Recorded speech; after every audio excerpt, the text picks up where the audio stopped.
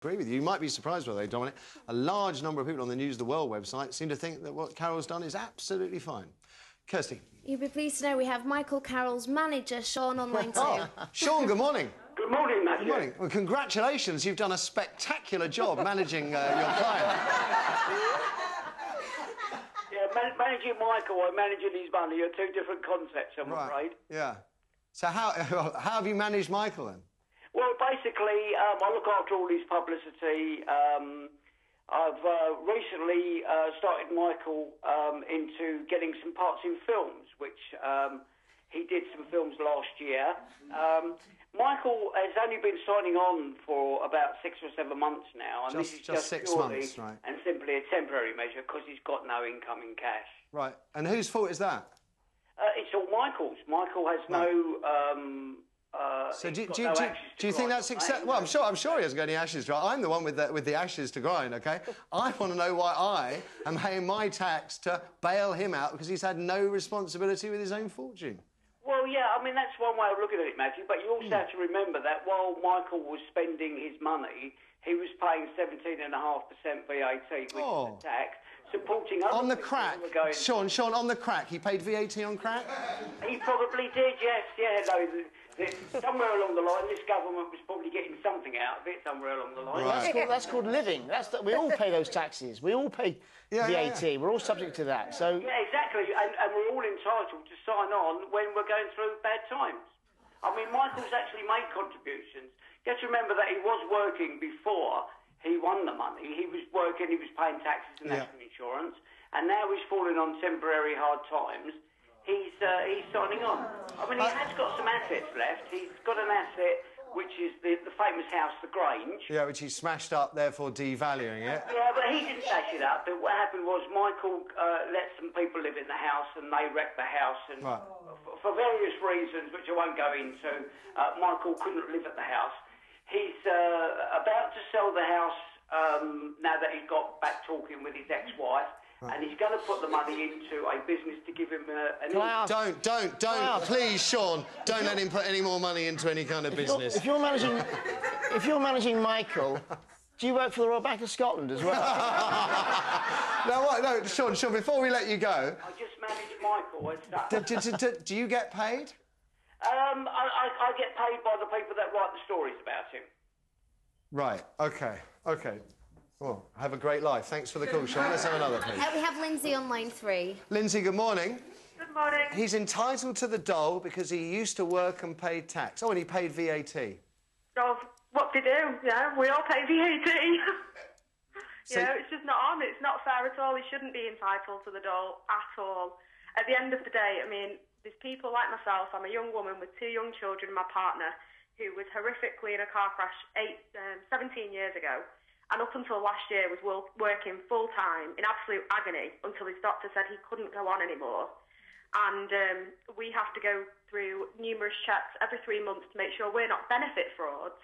This guy wins 10 million on the lottery, decides to just throw it all down the toilet and comes back saying, please, sir, can I have more? Let's take Janet's point. What if he'd put all the money into a project or some humanitarian business that went down the Swanee? Would we feel so... If he'd have done that, then that would have implied he would have been remotely intelligent and kept some for himself and lived off of the rest of it, but he didn't because he's spent it all doing things that we could all sit here and slag him off for all day long. Yeah. And the people that probably trashed his house were probably of his same kind. That's probably why they've trashed his house.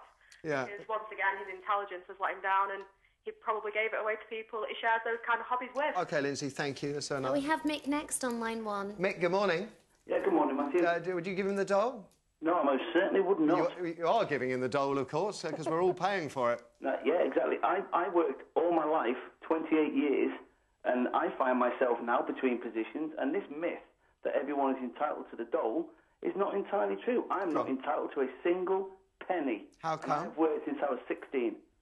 How come? My crime was I served in the armed forces, and when you leave, you get a pension, which at mine equates to £9,000 a year, and this wonderful government expect me to live on that. Not a penny, not a single cent, and this guy's blown 10 million, and he's entitled to it. I would give him a size 9.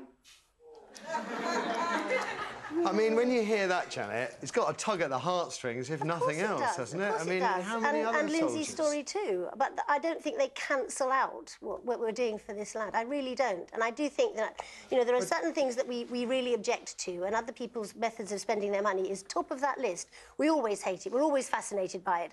And he obviously did not spend wisely, but the powers of redemption must be allowed to come to the fore here, and that there is a possibility that he has learnt something. Yeah. And I hope that Sean has signed off the dole while he's collecting all the income from the news of the world. That Sean and other people around him are caring a little more about his welfare than just making money out of him now. You know, that would be a horrible end to this story.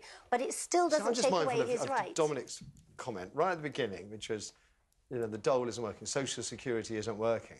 And it can't be working if you've got an ex-serviceman like Mick, 28 years, I think he said he'd served in the army, on a £9 grand a year pension. That's a huge... And someone like Michael Carroll getting kickbacks.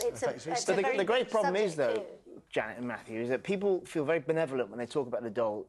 We're never going to be on it because we're a different strata of society. You may as well accept that. But it isn't a kind thing to confine someone. There are generations of families who will never and have never worked. That's not a good place to be. And that's only available because that is this crazy system, this propping up. But I don't think it's a good thing for them. Their self-esteem is low, and you blight their lives. So it isn't a good thing to be defending. Closed all the workhouses, unfortunately. Well, yeah, but, you know, workhouses, they're in the beautiful buildings. Just a thought. Mick, thank you. Let's have another, please. We have Diane, and she's on line 4. Diane, good morning. Good morning, Matthew. Does he deserve the dole? Absolutely. Hello? Go on. Yeah, I can hear you loud and clear. Yes, no, I totally agree with Janet. Go on, so why? What are your arguments? This guy, it's his money, you know, and the dole is our money. Look, no, not at all. Look at the bankers. You know, what Janet says, I don't have to even repeat it. The bankers, the MPs, expenses, and they still can go and get another job. They can go and...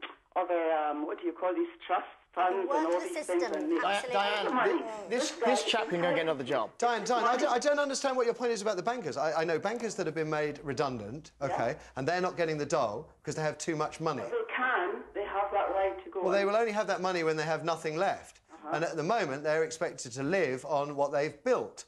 And they have to plan and act responsibly and wisely to stretch out the money they have for as long as possible. Well, I'd like to think a normal, decent, upright citizen should be able to make £10 million last more than 8 years, and there should be some kind of penalty or revision of social security to ensure that when someone does have £10 million cash, tax-free, that we as a society aren't allowed to bail them out 8 years down the line. It's insane. Yeah, I think... No, just listen for a minute, Matthew. That's my point of view, OK? This guy... should get advice. He should have been given advice. He was given advice. You should have been given advice. He was given advice. As a young person, at 29 with 10 million, would you not do a lot of crazy things too? Diane, I'd like to be given the opportunity to try. Thank you for the call. We have to go to the break. I know, because I know from the lottery people, that you win a bank, you win the biggie, you are given financial advice. If you choose to ignore it, I was going to say on your head be it, but again it comes back to it's on our heads. Dominic, I'll be goose-stepping right behind you. Maybe it's just a thing about getting older, I don't know.